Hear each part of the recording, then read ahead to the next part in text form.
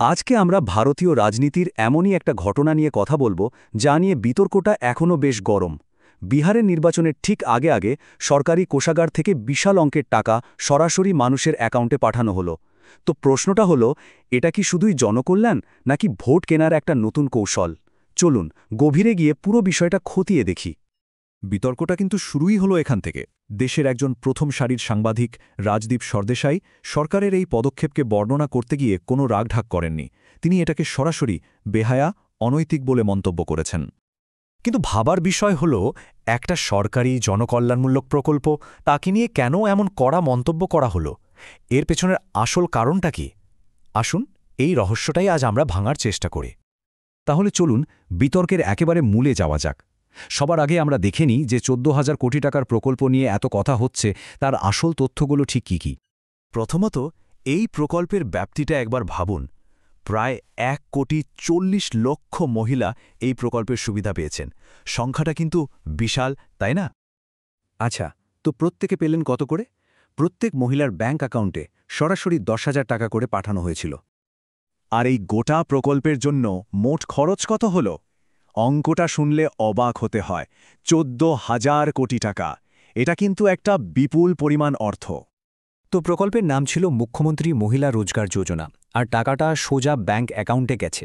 কিন্তু সবচেয়ে গুরুত্বপূর্ণ এবং বিতর্কিত বিষয় হলো দুটো।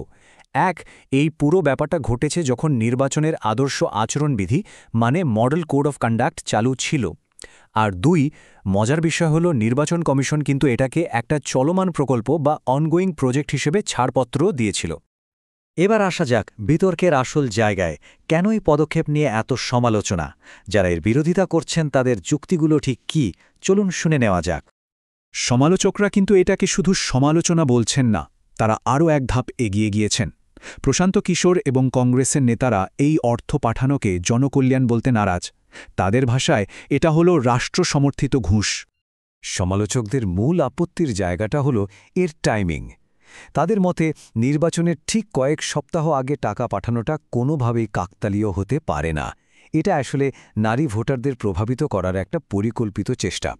সোজা কথায় এটা এক ধরনের ভোট কেনা।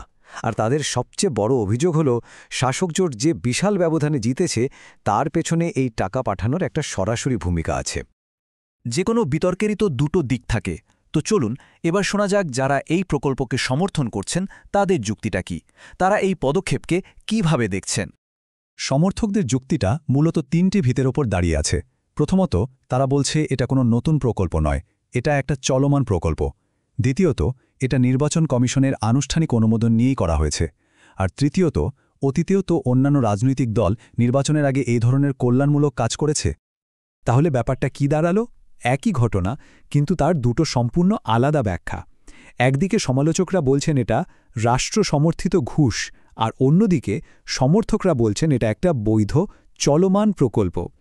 একদিকে বলা হচ্ছে ভোটারদের প্রভাবিত করার চেষ্টা, অন্যদিকে বলা হচ্ছে এটা আগে থেকেই দেওয়া একটা প্রতিশ্রুতি। পুরো বিতর্কটাই কিন্তু এই দুটো দৃষ্টিভঙ্গির মধ্যে ঘুরপাক খাচ্ছে। রাজনীতির এই চাপানুতর তো চলতেই থাকবে, কিন্তু চলুন এবার একটু ডেটা বা গবেষণার দিকে তাকাই। এই নগদ টাকা পাঠানো আর ভোটের ফলাফলের মধ্যে কি আদৌ কোনো সম্পর্ক আছে? এ নিয়ে রিসার্চ কি বলছে? মানে এটা শুধু মুখের কথা নয়, এই বিষয়টা নিয়ে কিন্তু রীতিমতো পড়াশোনা হয়। যেমন ধরুন 2023 সালের বিশ্বব্যাংকের একটা অ্যানালিসিস। এই ধরনের গবেষণায় পরিসংখ্যান দিয়ে এটা বোঝার চেষ্টা করা হয় যে গরিব এলাকায় সরাসরি টাকা পাঠালে ভোটারদের আচরণের ওপর তা ঠিক কতটা প্রভাব পড়ে। আর সেই গবেষণা থেকে যে তথ্যটা উঠে এসেছে সেটা কিন্তু বেশ চমকে দেওয়ার মতো। বিশ্বব্যাংকের বিশ্লেষণ অনুযায়ী এই ধরনের প্রকল্পে শাসক দলের প্রতি সমর্থন 5 থেকে 10% পর্যন্ত বেড়ে যেতে পারে। এটা কিন্তু কোনো ধারণা নয়, এটা একটা মাপা যায় এমন প্রভাব। এই সব তথ্য, এই সব ডেটা, সব কিছু আমাদের আবার সেই এক জায়গাতেই ফিরিয়ে নিয়ে আসছে। জনকল্যাণ নাকি ঘুষ? আধুনিক গণতন্ত্রের একেবারে কেন্দ্রে থাকা এই প্রশ্নটার যেন কোনো সহজ উত্তর নেই। শেষ পর্যন্ত প্রশ্নটা কিন্তু থেকেই যাচ্ছে। জনকল্যাণ আর ভোটারদের প্রভাবিত করার মধ্যেকার ওই সূক্ষ্ম রেখাটা ঠিক কোথায় টানা উচিত? এই ঘটনাটা আমাদের গণতান্ত্রিক প্রক্রিয়ার স্বচ্ছতা নিয়ে আরও একবার ভাবতে বাধ্য করে। এর উত্তরটা হয়তো এত সহজ নয়।